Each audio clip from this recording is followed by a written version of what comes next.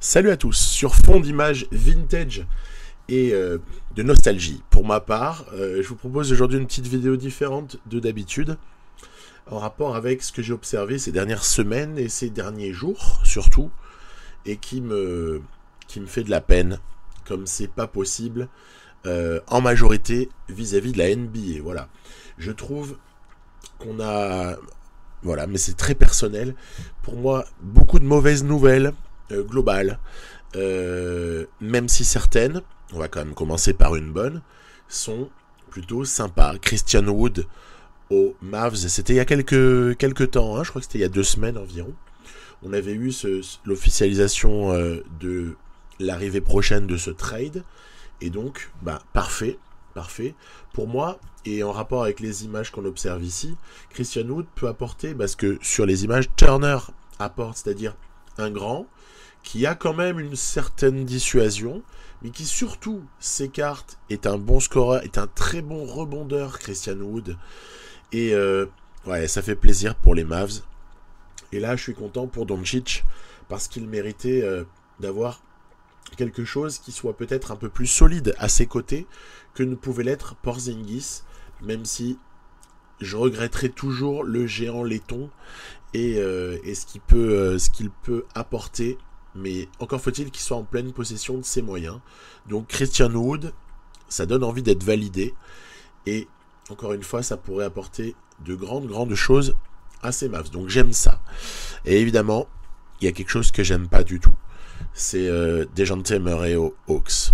Alors là, pour moi, c'est affreux. C'est affreux ce qui s'est passé, que les Spurs doivent laisser partir Dejounte Murray. Et dans la foulée, allez, tant qu'on y est, Lonnie Walker. Alors, c'est une déception pour moi, mais à plusieurs niveaux. Premier niveau de déception, c'est que tout ça, semble-t-il, vient de Rich Paul pour Dejounte Murray, son agent. Et il y avait une non-resignature qui se profilait à l'horizon, avec quasi-obligation du coup des Spurs de laisser partir Murray dans un trade. Alors, en plus, tu coupes Gallinari de suite, tu prends des premiers tours, d'accord, mais tu bascules en reconstruction assez totale. Dans la foulée, Lonnie Walker, pour 6 millions et quelques par année aux Lakers, les Spurs même pas alignés là-dessus. Rien à faire en fait. On n'en a rien à faire. Le mec, on l'a développé pendant plusieurs années, mais on en a finalement rien à faire. Dejounte Murray quand même, c'est vraiment pour moi l'horreur absolue de l'avoir laissé passer. Et le premier niveau, c'est l'attitude globale des joueurs en NBA et le fait que ces agents qui commencent vraiment à me gonfler, mais c'est que le début, hein, soient aussi pénibles et finalement viennent casser les projets de franchise. Et puis après, c'est sentimental. C'est parce qu'en fait, j'adorais associer Murray avec Lonnie Walker. Bon, ici, on voit même Reddish, Bamba. Bon, en fait, je suis super nostalgique de ça. Donc là, à la limite, ça se soigne. La nostalgie, il suffit de passer à autre chose. Mais voilà, de la même manière que j'ai jamais vraiment digéré le départ de la Marcus Aldridge. Hein. Donc voilà, moi, je suis assez sentimental. Et du coup, ce qui se passe en NBA en ce moment me gonfle, comme me gonflent les rumeurs de Kevin Durant. On va en reparler un peu plus loin du côté du Heat. Et voilà, vraiment, faut pas toucher aux gens que j'aime, parce que sans cela, c'est vraiment un crève-cœur. Et voilà, je suis dégoûté. Alors on va se remonter le moral un peu. Voilà. Et ouais, vous vous souvenez, à une époque, on regrettait Rachel. Mais finalement, on l'a oublié, elle aussi. Sinon, il y a une bonne nouvelle du côté des Knicks. C'est Mitchell Robinson. Ah, ça, 60 millions sur 4 ans. Je trouve ça très très bien senti. Il n'y a pas de problème. Et l'ami Mitchell Robinson, à qui on fait confiance, ça me remplit de joie. Parce que je vous avoue, j'avais peur à des moments, avec ces pertes de temps de jeu sous Thibodeau. Je craignais le pire. Mais heureusement, ça va. Donc on va pouvoir avoir le géant new-yorkais encore pas mal d'années en action. Alors, de là à développer un shoot à mi-distance, on verra bien. Hein. En tout cas, pour ce qui est du rebond, de la protection et du alley-oop, on a ce qu'il faut. Après, grosse phase de déception, pour moi, c'est le comportement global depuis 1 année et demie, 2 ans de John Wall. J'adore John Wall à la base. Je suis hyper déçu de ce qu'il a fait en ne voulant quasiment jamais jouer avec les Rockets, en fait. Je trouve ça pitoyable. Le mec, en plus, prend presque ses 47 millions et il part aux Clippers qui lui donnent le complément, en fait. Il s'est assis sur 6 millions et demi, ou 6 millions, pardon, et puis il reprend la même chose aux Clippers, parce que les Clippers n'ont pas beaucoup de marge pour re-signer. Alors, ok, on va sûrement vibrer, et il y aura une belle année avec Kawhi Leonard, avec Paul George, avec John Wall, qui peut vraiment... Enfin, à mon avis, ça reste un super joueur. Donc, c'est cool pour l'intérêt de l'Ouest à un certain niveau, mais ça me fend le cœur que ces franchises, comme ça, acceptent de couper les types qui ont des contrats faramineux qu'ils n'honorent pas, en fait. Ça, c'est quelque chose qui ne passe pas pour moi. J'estime que quand tu prends 40 la saison, 40 millions une saison, la moindre des choses, c'est d'honorer ça par quand même. Alors certes, l'équipe veut perdre, peut-être, mais au moins on honore un peu son contrat. On fait quelque chose, parce que là, ne serait-ce que sur le plan de l'image, c'est catastrophique. Et voilà. Ce qui n'est pas catastrophique, par contre, c'est la re-signature de Zach LaVine. Alors là, par contre, ça me fait très très plaisir. Zach LaVine qui en reprend pour 5 ans, je crois que la 5e est en option joueur, et 215 à peu près millions. J'adore l'idée. J'aime ce que les Bulls essaient de construire, et j'espère qu'ils auront enfin Lonzo Ball cette année, puisqu'ils n'ont quasiment pas pu compter dessus l'année précédente à cause de ses blessures. Donc, Zach LaVine qui solidifie aux Bulls, ça me remplit de joie, et honnêtement, j'adore.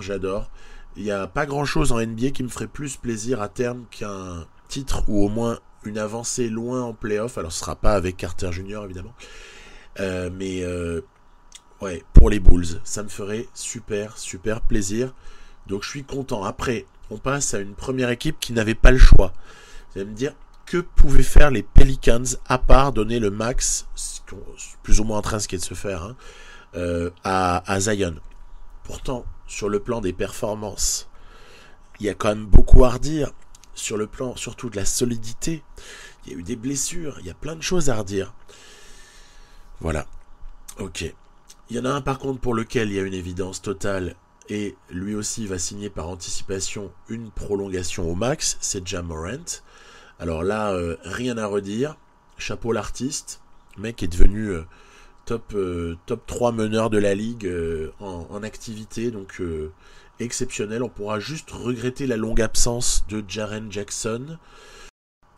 La cohérence du projet des Grizzlies me plaît. Même si parfois c'est aux dépens de joueurs que j'apprécie. Mais globalement, ça me plaît beaucoup.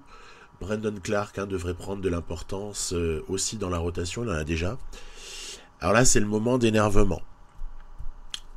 Kyrie et KD.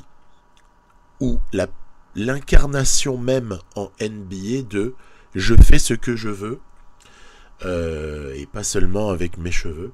Donc KD a demandé son trade il y a peu, à l'heure actuelle, bien malin qui peut prévoir où est-ce que ça va atterrir. Mais honnêtement, ça me gonfle. Ça me gonfle qu'on respecte pas les contrats, qu'on vienne et que finalement on fasse ce qu'on veut dans la franchise. Vous pourrez trouver des articles, vous pourrez trouver des trucs qui parlent de ça, je vais pas développer davantage. Je sais pas ce que ces deux-là vont faire et où est-ce qu'ils vont atterrir, et si même ils vont atterrir ensemble. Mais ce qui est certain, c'est que c'est pénible. C'est pénible au bout d'un moment, parce qu'on a l'impression que les mecs n'en font qu'à leur tête. Alors on a parlé du Heat, on a parlé des Suns. Je me demande vraiment où ça va atterrir, j'en sais rien du tout. Il y a le problème de Ayton en face. Les mecs font ce qu'ils veulent. En fait, le joueur superstar NBA est devenu beaucoup plus important qu'une franchise. Mais on avait déjà ça depuis pas mal d'années. C'est pas la découverte de 2022. Mais ouais, ça me saoule. Franchement, j'en ai marre que les types n'aillent pas quitter une franchise, je dirais, de manière propre, ou au moins avoir un discours peut-être un peu plus audible de la part des fans. Après, nous, on est toujours en dehors, nous, donc forcément, on ne sait pas ce qui se passe dans les arcanes des franchises, mais ça me gonfle, cette manière de dire « Ok, je m'en vais. Allez, démerdez-vous, les gars. Trouvez-moi le trade. » Donc voilà, je suis un peu saoulé. Et puis, là encore, quelque chose qui m'énerve d'avance, c'est cette imposture des Sixers. Ils ont Jojo Embiid, le meilleur pivot avec Jokic de la NBA et du monde entier.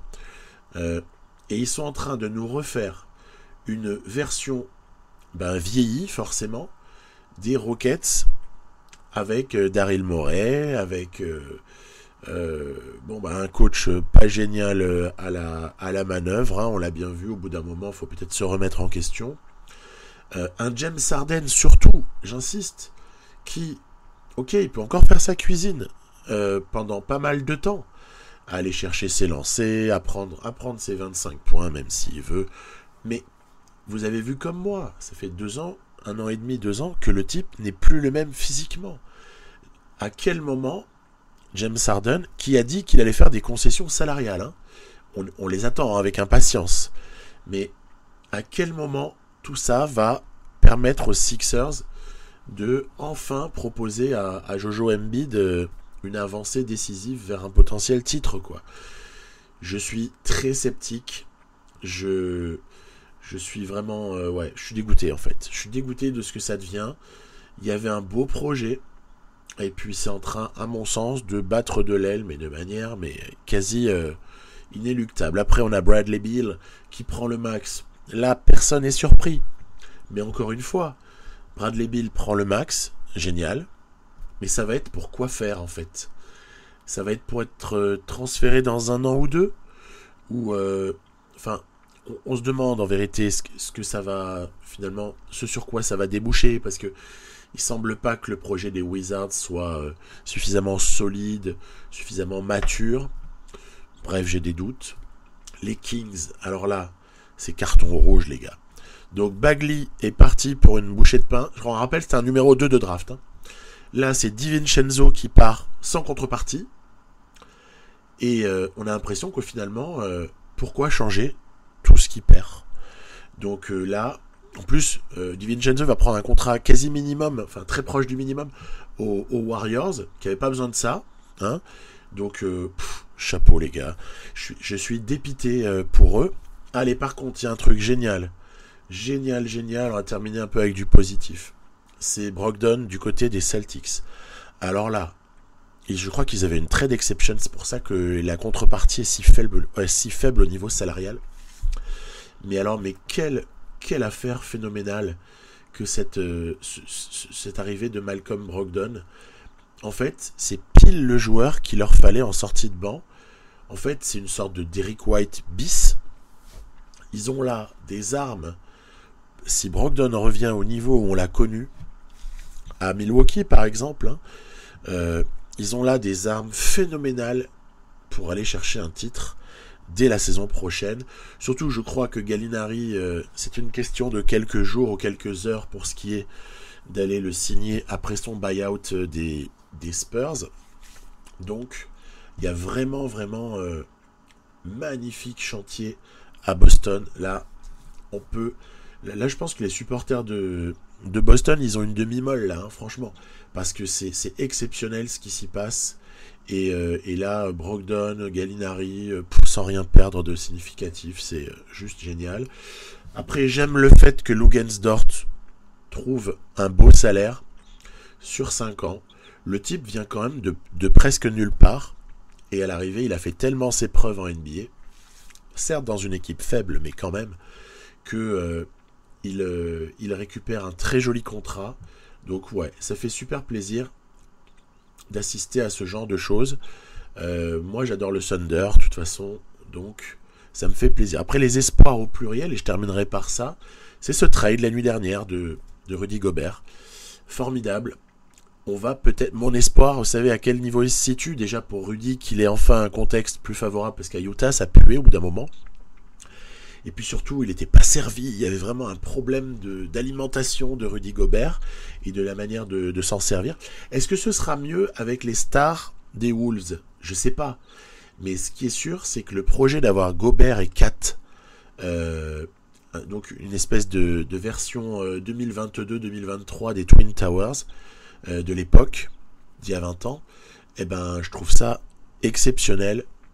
Et rien que pour ça, je suis alléché. J'ai hâte de voir ce que ça peut donner.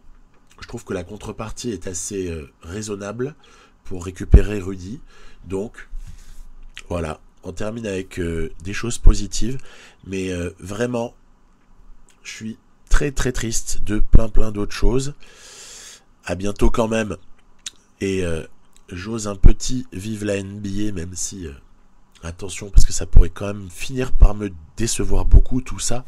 Je sais pas, vous me direz votre avis là-dessus. Est-ce que vous êtes aussi comme moi un peu déçu, un peu amer par certains moments, bye bye, et par certains comportements surtout. Très belle journée à vous, bye.